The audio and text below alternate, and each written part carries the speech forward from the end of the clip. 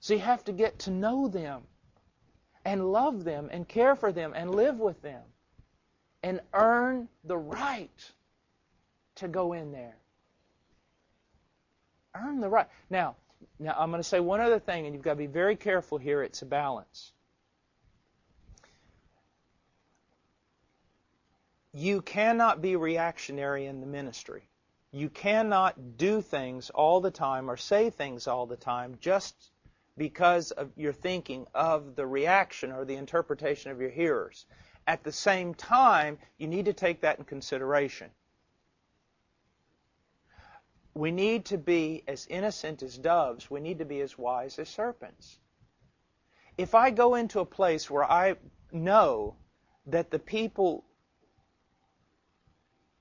for example, they hear about sovereign grace and they think it means all sorts of things that it doesn't mean.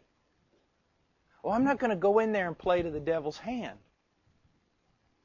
throwing around sovereign grace or Calvinism or this or that, because what they think it means, I don't believe.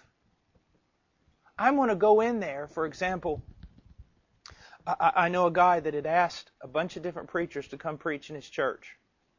And literally they were all, when they went in there, they were wrong. It seemed to me that each preacher went in there with this Martin Luther reformed, I'm going to reform you, preached for 2 or 3 days, angry, mad, told everybody they're sinners, it's not even a church and everything else, and then left. And so I was the next preacher to come. And they really thought, okay, here comes the Godzilla of all mean preachers. So I got in there, and for the 2 times I preached on the unconditional love of God and begged men to come to Christ. Whosoever will. And all the enemies of that pastor who had all this ammunition against him, they were just waiting for me to come so that they would get the final killing bullet out of me to put that pastor out of that church. And I knew that.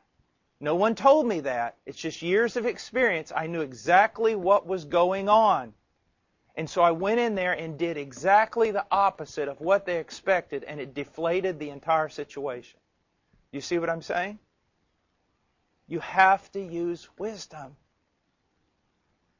Knowing what your enemies expect, knowing what they're going to use against you, and not playing into their hands. Now, not being deceitful, but at the same time, showing them who you really are. I thought it was amazing that Ravenhill, when he preached, sometimes it could be terrifying. But when you went up to talk to him, he was like the warmest fella. It just threw you off. You found out who he really was. Man, this isn't just some mean guy mad at the world. It's a very loving man. That's what they've got to see in you. I've got a thought here. It's something we need to go back and maybe expound on. Use the term self-validating, which I know exactly what you're saying. But like when Moses came down off the mount, he didn't call attention to the glory on his face. They recognized it. And I feel like without the supernatural power of God and Reformation and revival, self-validating does not mean that self validates itself. Right. It means that these guys need to immerse themselves in Scripture and walk in integrity in the fear of the Lord. And then over a period of time, people begin to see that there is something different.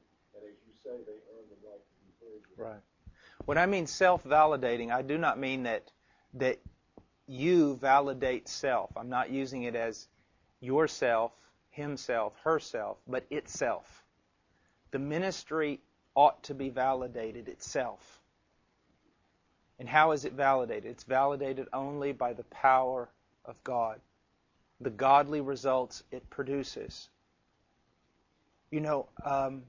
Several years ago, I'll give you an example.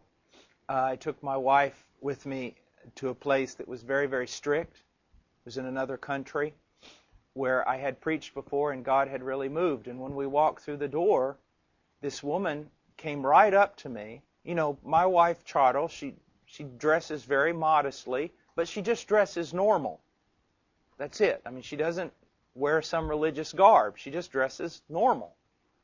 And this lady walked up and right in front of me, in front of my wife, said, Brother Paul, you preach with such power of God on your life, and God uses you so much. How could you be married to a woman like this? Now, the woman was a young woman, and she was actually quite attractive. It's just that she had made herself almost look haggard. And no makeup, she had a veil on and all sorts of things, and was just like this, just very bitter looking.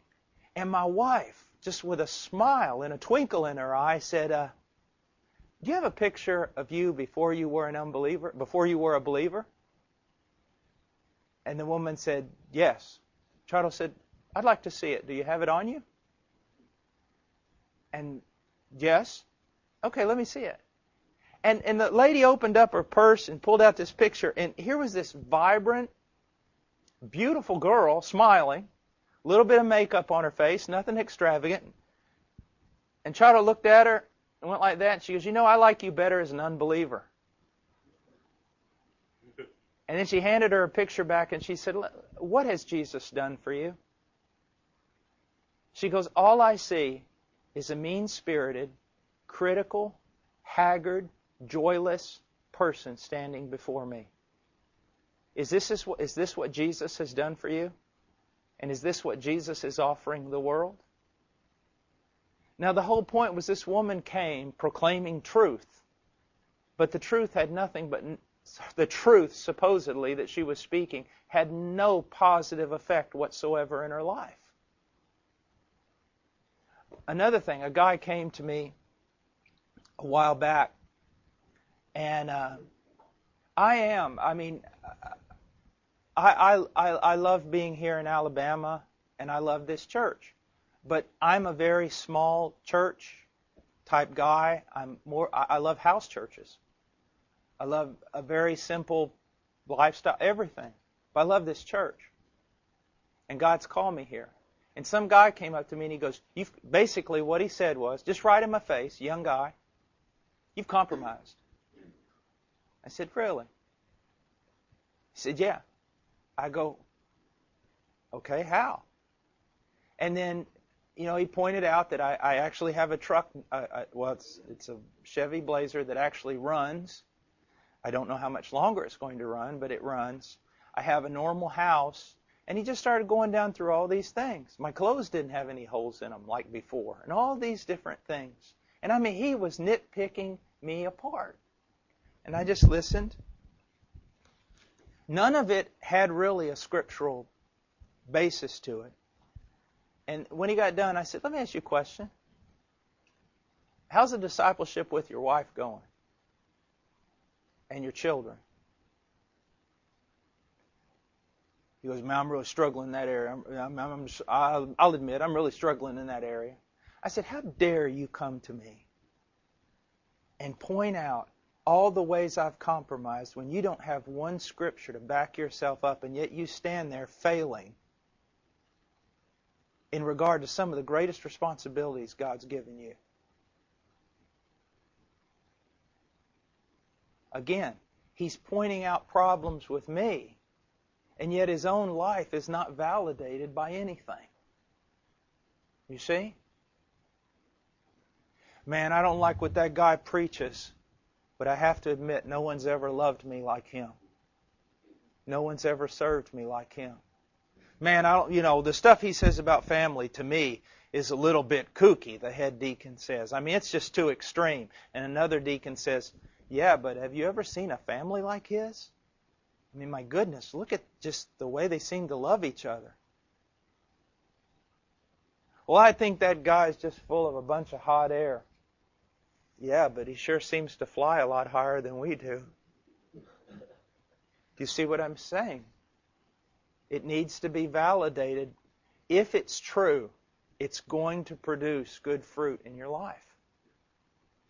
And don't be mean-spirited, and don't be overly religious. And I'll end on that.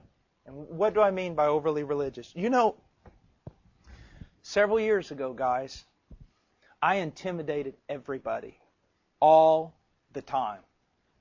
I know I did. I mean, everybody be having a wonderful time, and then Paul Washer would walk in, who had been fasting for 683 days and hadn't drank water in 20 months and was at that moment memorizing the book of Romans sideways.